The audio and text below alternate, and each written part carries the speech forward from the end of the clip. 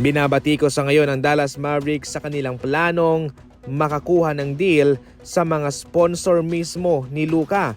Ayon sa impormasyon, mayroon nang naka-line up itong Dallas Mavericks na mga sponsorship deals sa mga brand partners ni Luka.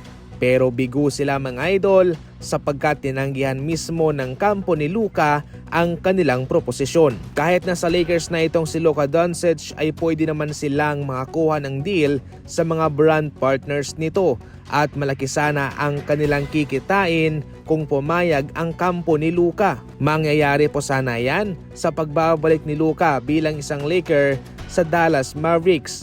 Kaso sila'y binasted. Sa ngayon, makapal daw ang pagmumukha nitong Dallas Mavericks, especially yung kanilang owner na si Domont at si Nico Harrison, sapagkat pagkatapos nilang i-trade itong si Luka, pagkatapos nilang saktan yung tao, ngayon ay gusto pa nilang pirahan ito. So definitely, gusto pala nilang kumita ng malaki. Pero bakit nila i-trade itong si Luka? Nasaan ang utak nitong Dallas Mavericks? Marahil ginagawa nila ito sapagkat malaki na ang kanilang nalulugi sa kanilang kupunan. Sa ngayon, sa season na ito, nasa milyones ang mawawalang pera sa kanila at sa susunod pa na mga season, posible pa nga itong umabot ng 1 bilyon. Sad to say, busted sila sa kampo ni Luka at sinabihan pang ngayon si Luka ay naglalaro na para sa Lakers. Sa ibang mga balita naman, nakaganti na itong si Tobias Harris sa Philadelphia 76ers. Pagkatapos siyang tinapon sa Pistons mga idol, ngayon iba ang naging resulta.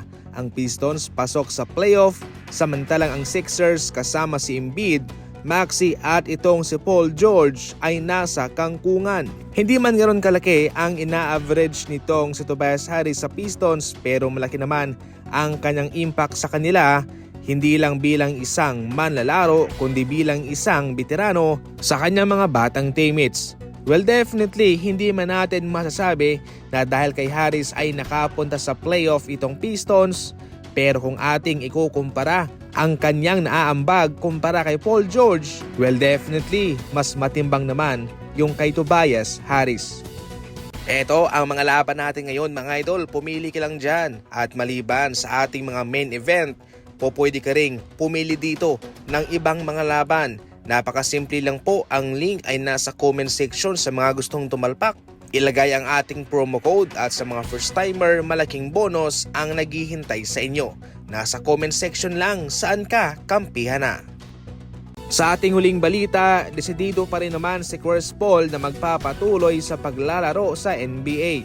Kahit na tumungtong pa raw siya sa edad na 40 years old ay hindi pa rin siya titigil. Ngunit inamin rin niya na sa bawat pagtatapos ng NBA season, mayroong mga pagkakataong pag-uusapan nila ito ng kanyang pamilya, especially ng kanyang mga anak. Pero as of now, magpapatuloy pa rin siya maglaro kahit na tumungtong siya sa edad na 40. Sa ngayon mga idol, healthy pa naman itong si Chris Paul at tanging big time na injury lamang ang magpapatigil sa kanya. Sa ngayon, maganda naman ang kanyang kalagayan sa San Antonio Spurs.